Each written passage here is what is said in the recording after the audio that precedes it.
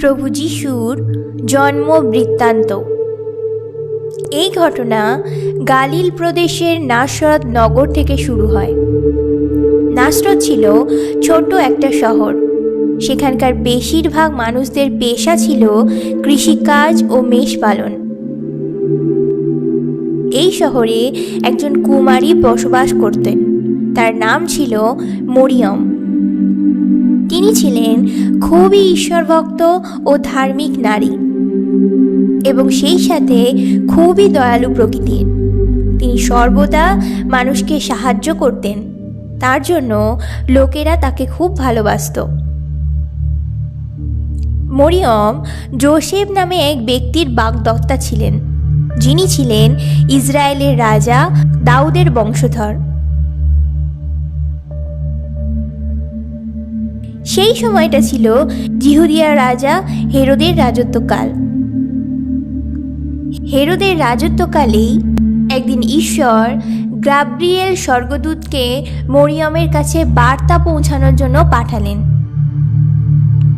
Gabriel স্বর্গদূত মরিয়মের কাছে এসে বললেন, তোমার মঙ্গল হোক, ঈশ্বর তোমার জন্য এক মহান পরিকল্পনা করেছেন এবং তিনি তোমার সঙ্গে আছেন।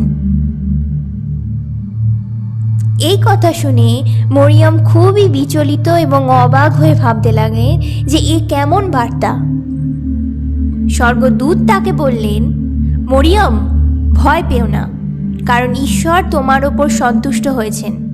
শোনো, তুমি গর্ভবতী হবে এবং তোমার এক পুত্র সন্তান হবে। তুমি তার নাম রাখবে যিশু।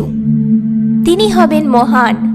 তাকে পরমেশ্বরের পুত্র বলা হবে এবং প্রভু ঈশ্বর তাকে তার পিতৃপুরুষ রাজা দাউদের সিংহাসন দেবেন। তিনি যাকবের বংশের লোকদের ওপরে চিরকাল রাজত্ব করবেন। তার রাজত্বের কখনো শেষ হবে না। তখন মরিয়ম স্বর্গদূতকে বললেন, এ কেমন ভাবে সম্ভব? আমি তো এখনো কুমারী। এর উত্তরে স্বর্গদূত বললেন, পবিত্র আত্মা তোমার ওপর অধিষ্ঠান করবেন এবং ঈশ্বরের শক্তি তোমাকে আবৃত করবে। তাই যে পবিত্র শিশুটি জন্মগ্রহণ করবে তাকে ঈশ্বরের পুত্র বলা হবে, কারণ ঈশ্বরের পক্ষে কোনো কিছুই অসাধ্য নয়। সেই কথা শুনে মরিয়ম বললেন, আমি প্রভুর দাসী, আপনি যা বলছেন আমার জীবনে তাই হোক। এরপর স্বর্গদূত মরিয়মের কাছ থেকে চলে গেলেন। তার কিছুদিনের মধ্যেই জানতে পারা গেল যে পবিত্র আত্মার শক্তিতে মরিয়ম গর্ভবতী হয়েছেন। তার ভাবী স্বামী যোসেফ একজন ন্যায়পরায়ণ লোক ছিলেন। তিনি মরিয়মকে লোকচক্ষে লজ্জায় ফেলতে চাইলেন না। তাই তিনি মরিয়মের সাথে বিবাহের এই বাগদান বাতিল করে গোপনে তাকে ত্যাগ করতে চাইলেন। তিনি যখন এই সব কথা চিন্তা করছেন, তখন প্রভুর এক দূত স্বপ্নে তাকে দেখা দিয়ে বললেন, যোসেফ, দাউদের সন্তান, মরিয়মকে তোমার স্ত্রী রূপে গ্রহণ করতে ভয় করো না, কারণ তার গর্ভে যে সন্তান এসেছে তা পবিত্র আত্মার শক্তিতেই হয়েছে। দেখো, সে এক পুত্র সন্তান প্রসব করবে। তুমি তার নাম রেখো যিশু, কারণ তিনি তার লোকদের তাদের পাপ থেকে উদ্ধার করবেন।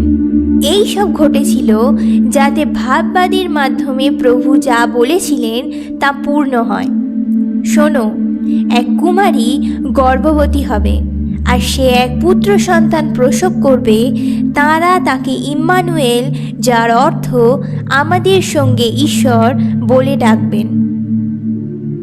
যোসেফ ঘুম থেকে উঠে প্রভুর দূতের আদেশ অনুসারে কাজ করলেন। তিনি মরিয়মকে বিয়ে করে বাড়ি নিয়ে গেলেন।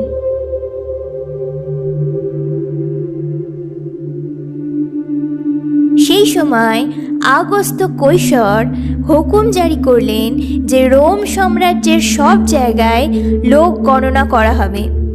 এটাই হলো সুরিয়ার রাজ্যপাল কুরিনিয়ের সময় প্রথম আদমশুমারি। আর সেই জন্য প্রত্যেকে নিজের নিজের শহরে নাম লেখানোর জন্য গেল। যোসেফ ছিলেন রাজা দাউদের বংশধর, তাই তিনি গালিল প্রদেশের নাসরত থেকে রাজা দাউদের বাসভূমি বেথলেহেমে গেলেন। যোসেফ তার বাগদত্তা স্ত্রী মরিয়মকে সঙ্গে নিয়ে নাম লেখাতে চললেন। সেই সময় মরিয়ম ছিলেন অন্তঃসত্ত্বা। আর বেথলেহেমে পৌঁছেই তারা সমস্ত অতিথিশালায় আশ্রয়ের জন্য ঘুরে বেড়ালেন, কিন্তু তৎকালীন সময়ে সব অতিথিশালা পূর্ণ হয়ে গেছিল। তাই তারা একটা ছোট্ট গোয়াল ঘরে নিজেদের থাকার জন্য ব্যবস্থা করতে পারলেন। আর সেইখানেই মরিয়ম তার সন্তানের জন্ম দিলেন। তারপর সেই সদ্যজাত শিশুটিকে কাপড়ের টুকরো দিয়ে জড়িয়ে একটা জাবনা খাবার পাত্রে শুইয়ে রাখলেন। আর এইভাবেই প্রভু যিশুর জন্ম হয়। গ্রামের বাইরে মেষপালকেরা রাত্রে মাঠে তাদের মেষ পাহারা দিচ্ছিলেন। এমন সময় প্রভুর এক স্বর্গদূত তাদের সামনে উপস্থিত হলো এবং তার জন্য চারিদিক উজ্জ্বল হয়ে দেখা দিল। এই দেখে মেষপালকেরা প্রথমে খুব ভয় পেয়ে গিয়েছিল। সেই সময় স্বর্গদূত তাদের বললেন, ভয় নেই, দেখো আমি তোমাদের জন্য এক আনন্দের সংবাদ নিয়ে এসেছি। এই সংবাদ সকলের জন্য মহা আনন্দের হবে, কারণ রাজা দাউদের নগরে আজ তোমাদের জন্য একজন ত্রাণকর্তা জন্ম হয়েছে। তিনি খ্রিস্ট প্রভু। আর তোমাদের জন্য এই চিহ্ন রইল, তোমরা দেখবে একটি শিশুকে কাপড়ে জড়িয়ে একটা জাবনা খাবার পাত্রে শুইয়ে রাখা হয়েছে। সেই সময় হঠাৎ স্বর্গীয় বাহিনীর এক বিরাট দল ওই স্বর্গদূতের সঙ্গে যোগ দিয়ে ঈশ্বরের প্রশংসা করতে করতে বললেন, স্বর্গে ঈশ্বরের মহিমা, পৃথিবীতে তার প্রীতির পাত্র, মনুষ্যদের মধ্যে শান্তি। তারপর স্বর্গদূতেরা তাদের কাছ থেকে স্বর্গে ফিরে গেলে মেষপালকেরা পরস্পর বলাবলি করতে লাগলো যে চলো আমরা বেথলেহেমে যাই। ঈশ্বর স্বর্গদূতের মাধ্যমে যে ঘটনার কথা আমাদের জানালেন সেখানে গিয়ে তা দেখি। তারা সেখানে ছুটে গেলে মরিয়ম, যোসেফ এবং সেই শিশুটিকে একটি জাবনা খাবার পাত্রে শোয়ানো দেখল। মেষপালকরা শিশুটিকে দেখতে পেয়ে সেই শিশুটির বিষয়ে তাদের যা যা বলা হয়েছিল সে কথা সকলকে জানালো। মেষপালকদের মুখে ওই কথা যারা শুনল তারা সকলে আশ্চর্য হয়ে গেল, কিন্তু মরিয়ম এই কথা মনের মধ্যে গেঁথে নিয়ে সব সময় এই বিষয়ে চিন্তা করতে লাগলেন। এরপর মেষপালকদের কাছে যা বলা হয়েছিল সেই অনুসারে সব কিছু দেখে এবং শুনে ঈশ্বরের প্রশংসা করতে করতে ঘরে ফিরে গেলেন। এরপর শিশুটির জন্মের ঠিক 8 দিন পর তার নাম রাখা হলো যিশু, যা তার মাতৃগর্ভে আসার আগেই স্বর্গদূত মরিয়মকে বলেছিলেন। সেই সময় প্রাচ্য থেকে কয়েকজন পণ্ডিত জেরুজালেমে এসে যিশুর খোঁজ করতে লাগলেন। তারা এসে জিজ্ঞাসা করলেন যে ইহুদিদের যে নতুন রাজা জন্মেছেন তিনি কোথায়, কারণ পূর্ব দিকের আকাশে আমরা তার তারা দেখে তাকে প্রণাম জানাতে এসেছি। রাজা হেরোদ এই কথা শুনে খুব বিচলিত হলেন। তখন তিনি ইহুদিদের মধ্যে যার প্রধান যাজক এবং ব্যবস্থার শিক্ষক ছিলেন তাদেরকে ডেকে জিজ্ঞাসা করলেন মসিহ অর্থাৎ খ্রিস্ট কোথায় জন্মগ্রহণ করবেন। তারা রাজা হেরোদকে বললেন জিহুদিয়ার প্রদেশের বেথলেহেমে, কারণ ভাববাদী সেরকমই লিখে গেছেন। তখন হেরোদ রাজা সেই পণ্ডিতদের সঙ্গে একান্তে দেখা করার জন্য তাদের ডেকে পাঠালেন। তিনি তাদের কাছ থেকে জেনে নিলেন ঠিক কোন সময় তারাটা দেখা গিয়েছিল। এরপর রাজা হেরোদ তাদের বেথলেহেমে পাঠিয়ে দিলেন আর বললেন, দেখো তোমরা সেখানে গিয়ে ভালো করে সেই শিশুর খোঁজ করো, আর খোঁজ পেলে আমাকে জানিয়ে যেও, যেন আমিও সেখানে গিয়ে তাকে প্রণাম করতে পারি। তারা রাজার কথা শুনে রওনা দিলেন, আর পূর্ব দিকের আকাশে যে তারাটা উঠতে দেখেছিলেন সেটা তাদের আগে আগে চলল এবং শিশুটি যেখানে ছিলেন তার উপরে থামল। তারা সেই তারাটি দেখে আনন্দে আত্মহারা হলেন।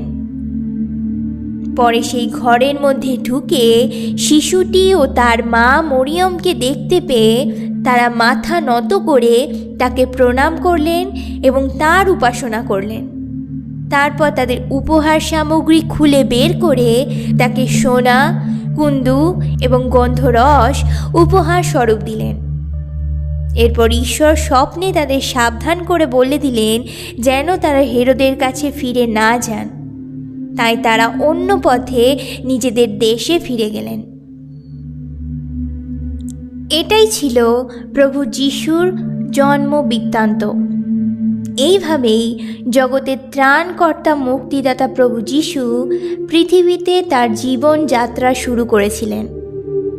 এই ঘটনা আমাদের সামনে তুলে ধরে ঈশ্বরের মহান পরিকল্পনার এক নম্র এবং ক্ষুদ্র প্রারম্ভকে।